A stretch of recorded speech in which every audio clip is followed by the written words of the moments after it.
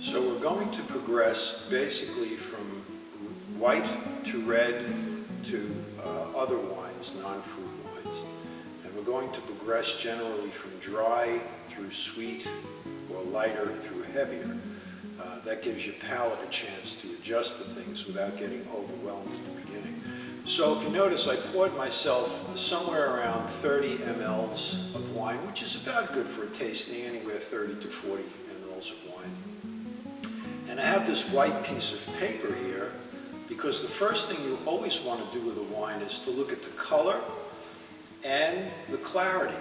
Clarity being if you can see through it and there's not a lot of cloudiness in it. And the color of the wine, you'll notice white wines, of course, the younger they are, the more straw colored they are. They then will become a little bit more yellow on towards like a hay color all the way through to amber colored the older they get. Red wines, on the other hand, tend to start out very dark and purple, and then as time goes by they get towards a more red and then brick and then a tawny color. But the white wine we're looking at right now is a very pleasing, almost a straw color because it's a young wine, and it's very clear, so we know there's no sediment in the wine, there's nothing clouding the wine. So you hold it up to a white piece of paper to judge that. The second thing we would like to do now is to get an idea of how the wine smells. There's all sorts of terminology here. There's nose, there's aroma, there's bouquet. The aroma of a wine basically depends on the grape that's used, and the bouquet is a little bit more to do with the fermentation process. But what we'd like to do is, when we first pour the wine, take an initial little sniff above the glass to get an idea of what the first sensation on your nose is. So when we smell this, we smell a little bit of acid, we smell a little bit of fruit, mostly citrusy type fruit, and a little bit of grassy smell. So this really is kind of emblematic of the Seyval grape. Seyval, if you've never had it before, is very much like a Sauvignon Blanc or a Chablis.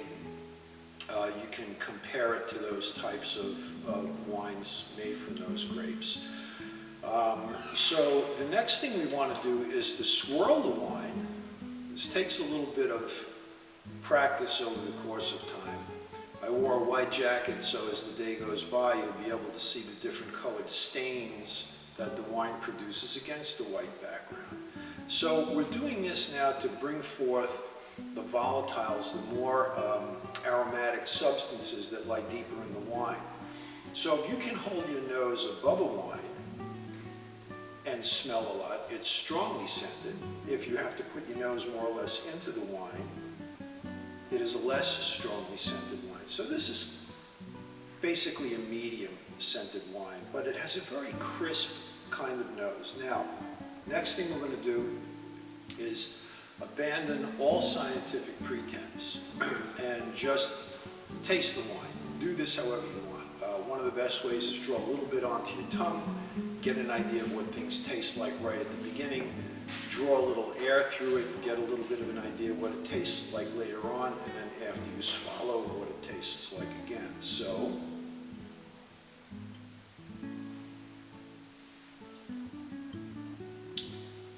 and right away we're hit with one of the hallmarks of these white wines.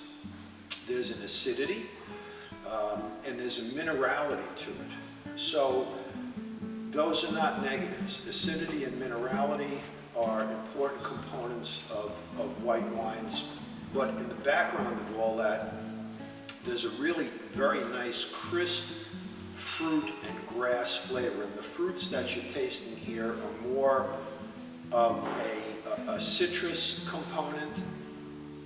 There's a very little bit of a peach, a white peach background, and it has a really a short but a very nice finish on the back of the tongue.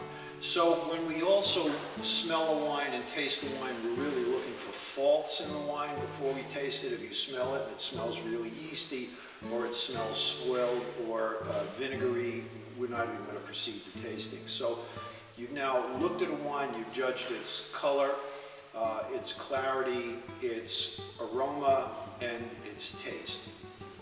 So this is a dry white wine, and then you would think about what this would pair very well with.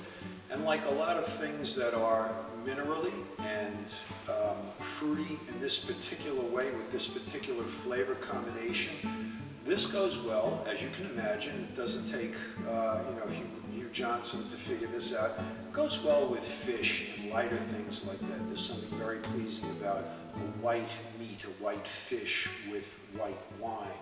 And the mineral quality of this would definitely do really nicely with that particular type of flavor palette that you would get with fish. There are also some lighter meats that you might be able to do this with.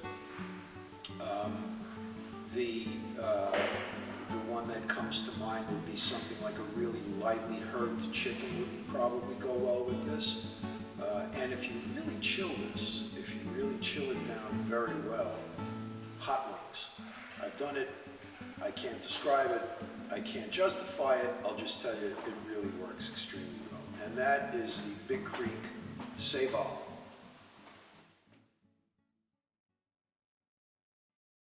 The second wine we're going to be speaking about is Moonlight White. Moonlight White is a name that we've given to this. It's semi-dry. It's not quite as dry as the Seyval.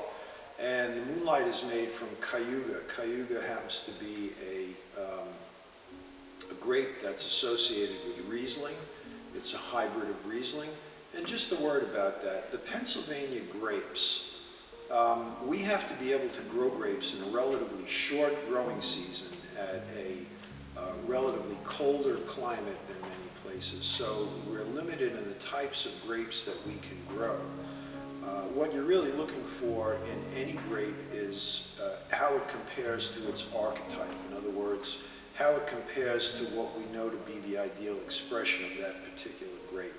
In this case, we are not really comparing this so much to the Riesling as we are to itself, because this is not a Riesling. But we can say that it has Riesling characteristics, particularly that what would be called the Auslese Rieslings. Riesling itself has different levels of sweetness and intensity, and the Ausleses are a semi-dry, mildly sweet type of Riesling wine, and is one of the great classic pairings of all time, believe it or not. We were speaking about pairing a white wine with meat. That particular wine and this one go very well with venison, roast venison. It just happens to work extremely well. So the next thing we're going to do is open up our bottle of the semi-dry white Moonlight White and proceed with the tasting.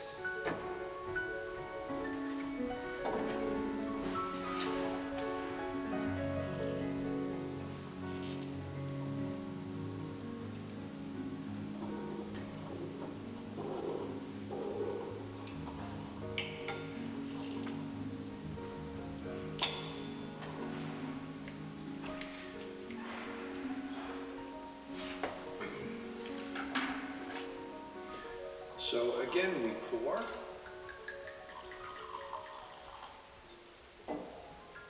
Get this out of the way, and we're going to once again look at color and clarity. So color here, it's very slightly more gold colored than the previous wine, although it's still a very light color. And once again, it's crystal clear. It has absolutely beautiful clarity. So once again, we're going to do the nose, the initial nose. And this appears to have a lot more acid on the front of the nose. And it has almost a bread quality to the initial nose. So if you're worried about swirling and spilling on yourself, do it on a tabletop. Just like this. You keep your wrist stiff, turn your arm and shoulder. And that unleashes a whole bouquet of absolutely beautiful nose. And again, there's almost a bread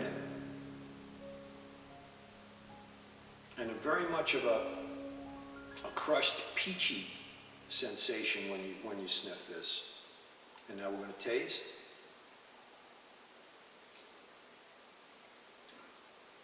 So the first thing you notice here is that acidity we spoke about with Pennsylvania whites is tempered with a slightly sweet flavor. This has about 0.5% of residual sugar in it, and that serves to cut down a little bit on the acidity, and also it's not as minerally as the Seyval. It's a little more fruity, and it has more of that